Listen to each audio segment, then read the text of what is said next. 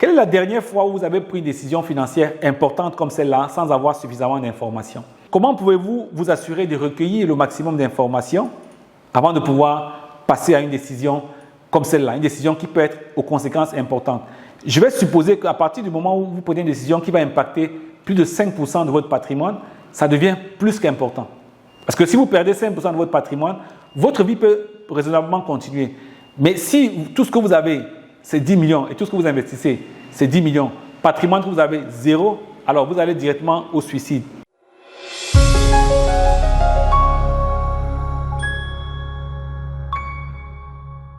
Bienvenue à l'émission Vivre libre, passionné et heureux. Je rappelle que sur cette chaîne, nous sommes là pour vous aider, vous, jeunes cadres en milieu de carrière, ou peut-être un employé assez ambitieux qui souhaite avoir un avenir financier radieux. On vous aide à prendre le contrôle sur l'argent de manière à ce que vous puissiez véritablement dépasser ces problèmes d'argent-là et atteindre la sérénité financière au quotidien. Pourquoi? Parce qu'en réalité, tous nos rêves, les grands projets de vie que nous avons, la plupart du temps, sont bloqués par l'argent que nous n'avons pas du tout et qui nous stresse au quotidien. Donc, si nous pouvons contribuer à vous aider à avoir plus de sérénité, ce serait justement tout notre honneur, tout notre plaisir. Donc, nous avons engagé cette série des 5 leçons personnelles, de finances personnelles, j'allais dire, inspirées par la sagesse africaine. Et nous sommes rendus à la 4e leçon qui nous dit « On ne mesure pas la profondeur de la rivière avec ses 2 jambes ». C'est une sagesse bien connue en pays africains, dans différentes zones de l'Afrique, n'est-ce pas? On ne mesure pas la profondeur de la rivière avec ses 2 jambes. Alors, je voulais commencer par raconter une histoire qui s'est passée une fois où on était en campagne.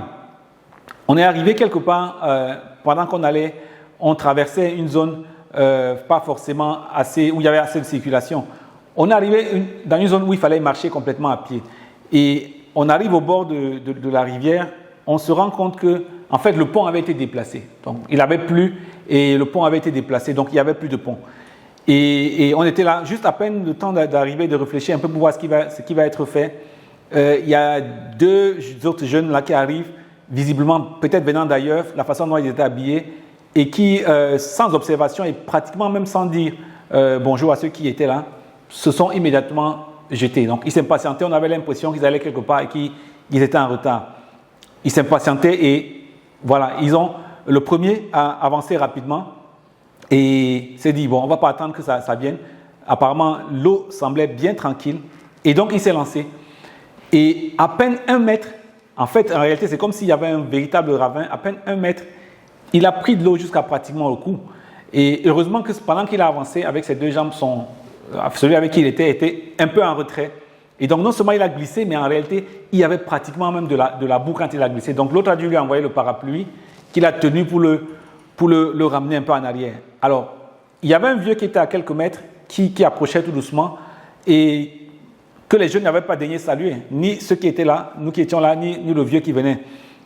Et alors, pendant qu'on essayait de sauver l'autre, il se regardait et peut-être qu'il allait quelque part, il semblait tout emboué, il avait la boue sur lui partout et il disait à son ami, on va être obligé de repartir complètement pour se préparer avant de revenir. Alors, le vieux s'est approché doucement et lui a dit, vraiment beaucoup de courage, Yako, Asia, on ne sait pas qu'est-ce qui est arrivé, mais je vais vous faire juste une petite observation. Quand vous arrivez à la rivière comme ça, je ne savais pas de quoi le vieux parlait, quand vous arrivez à la rivière, si vous sentez que l'eau est très calme, il vaut mieux se méfier. Et surtout quand vous y allez, vous ne pouvez pas y aller tout d'un coup comme ça. C'est important, première chose, si vous pouvez, de prendre un bâton pour essayer de tester. Et quand bien même vous avez testé, mettez d'abord une jambe et continuez de garder une autre jambe en retrait pour pouvoir revenir en arrière si tout ne se passe pas bien. Alors, ça m'a rappelé le phénomène d'agrobusiness dont j'ai parlé précédemment. Et on avait eu une discussion entre banquiers. J'étais avec un autre, à l'époque j'étais encore DG de banque, j'étais avec un autre DG de banque qui était à l'époque un de nos responsables d'ailleurs. Et on discutait avec un jeune banquier qui semblait défendre corps et âme le fait que l'agrobusiness était un secteur très porteur. Et la question qu'on lui avait posée simplement c'est, est-ce que vous avez déjà visité une des plantations dans laquelle vous avez investi? Il disait non, mais tout le monde a investi, des magistrats, des personnalités, des autres banquiers ont investi. Et lui, il avait non seulement investi personnellement, mais il avait pris les ressources de ses proches, sa tante, son oncle, pour pouvoir y mettre. Et lui, il était jeune, mais il avait mis vraiment beaucoup d'argent dans tout ce qui est agrobusiness. Malheureusement, quelques mois après, nous savons tout ce qui s'est passé.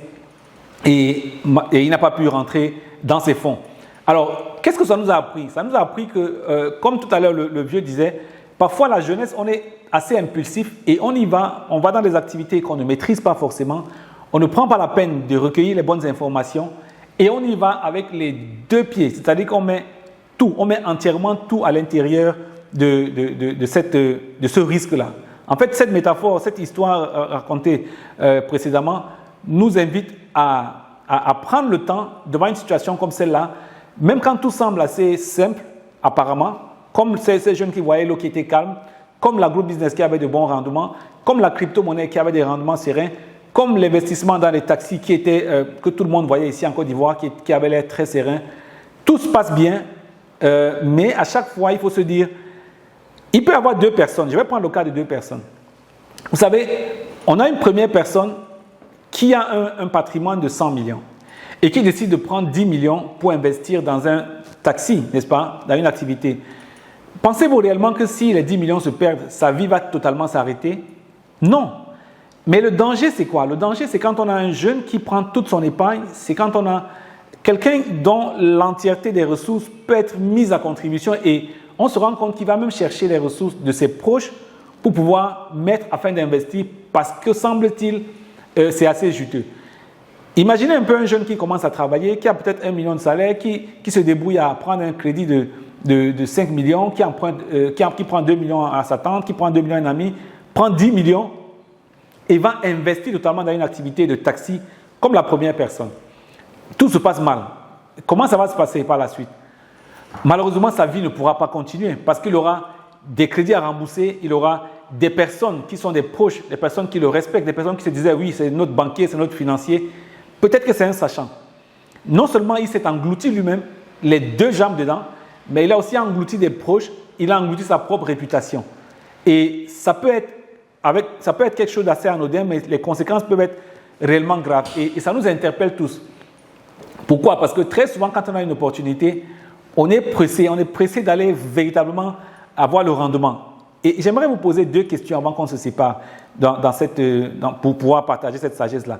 Quelle est la dernière fois où vous avez pris une décision financière importante comme celle-là sans avoir suffisamment d'informations? Quelle est la dernière fois où vous avez décidé de vous lancer dans un achat comme une voiture, dans un achat comme d'une maison, dans un investissement supposé rentable, dans une nouvelle entreprise où vous avez mis beaucoup d'argent et surtout, vous avez même peut-être mis de l'argent emprunté en espérant un retour rapide? C'était quand la dernière fois?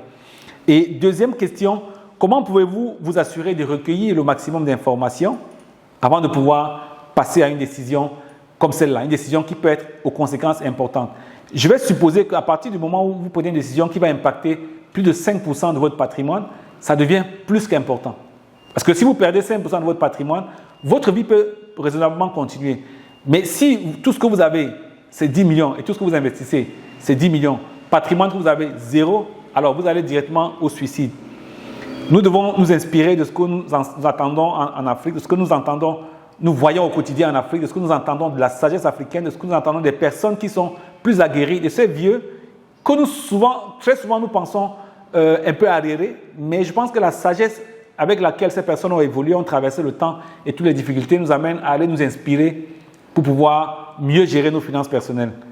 J'espère que cette leçon-là nous permettra de ne pas aller dans la prochaine occasion d'investissement avec les deux jambes. À votre sérénité et retrouvez-nous pour la 5e et dernière leçon que vous n'allez pas manquer certainement. N'oubliez pas de partager si ça vous a plu et de vous abonner si ce n'est pas encore le cas.